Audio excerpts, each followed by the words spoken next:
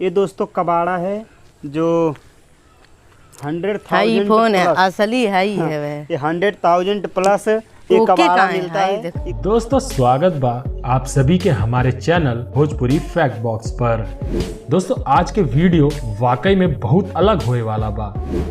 तब वीडियो शुरू करे से पहले घर के कोनो कोना पकड़ ले, काहे कि वीडियो में बहुत कुछ अलग होए वाला बा।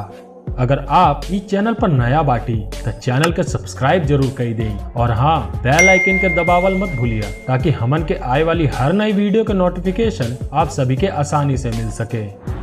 दोस्तों आज हम सुपरस्टार मिस्टर विष्णु राज के गुण और दोष बताए वाला बाटी। अरे हम कोनो पंडित ना ही है, लेकिन इनका कुछ हरकत और लोगन के आए कमेंट से हमके ई वीडियो बनावे के पड़ा था। और आजकल ये अपने मेहरारू के बीच पचहा के नाम से बहुत ही ज्यादा मशहूर हो गई बाटे।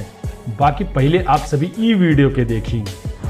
अब मर गई ने तब बतावा भैया ई का कहत बाटे, इनके कपार छिलावे के शौक चढ़ल बा का? अपने से बड़ बुजुर्ग के कोनो ऐसे कहाला का? अब आगे देखल जा का होए वाला बा। तब भैया इनके यहाँ कढ़ाई में चाय बनता, तब तउआ पर दाल बनत हुई, तब कुकर में रोटी बेलात हुई, तब बेलना से का होत हुई। तब भैया जरा ई क्लिप के देखल जा, फिर आगे हम बात करत हई। का खात है कौन चीज? एक बार और बतावा का खात हो? का भैया लइकवा इतना तेज तेज कहा था, कनवा में तू ठेठी ठुसले आवा का? अंडी छाना था वो चावा नाना के आपने नहीं खाइबू? का कहला भैया? चाहवा खाइबू त खनवा के पिए के विचार बा का?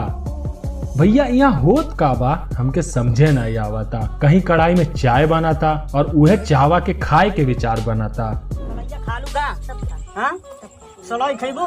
अब बतावा भैया, अब यहाँ पे सलाई खाए के बात होता। अब जेके ना ही पता बा कि सलाई का होले उनके हम बता दे कि सलाई के माचिस कहल जाला। उहे माचिस जैसे ढिबरी जरावल जाला। सुबह हमारे यहाँ चाय बनता है। हैं? त केकरे के यहाँ चाय सुबह नहीं बनाला?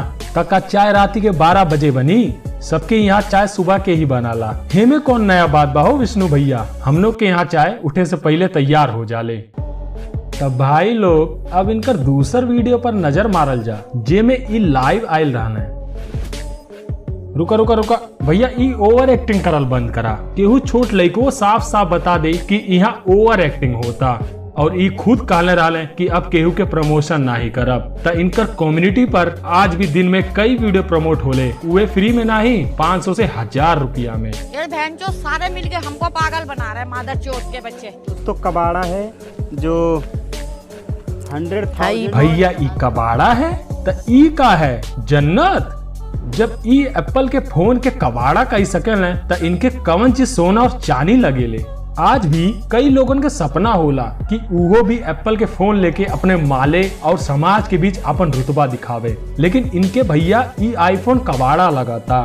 अब ई भाई साहब से मिलल जा, ई उहे हमें जे रात दिन मेहनत करके ई कबाड़ा अरे मतलब आईफोन के बनौले रहले और विष्णु राज भाई के हाथ में पड़ते ही ई आईफोनवा के कबाड़ा घोषित कर दिले।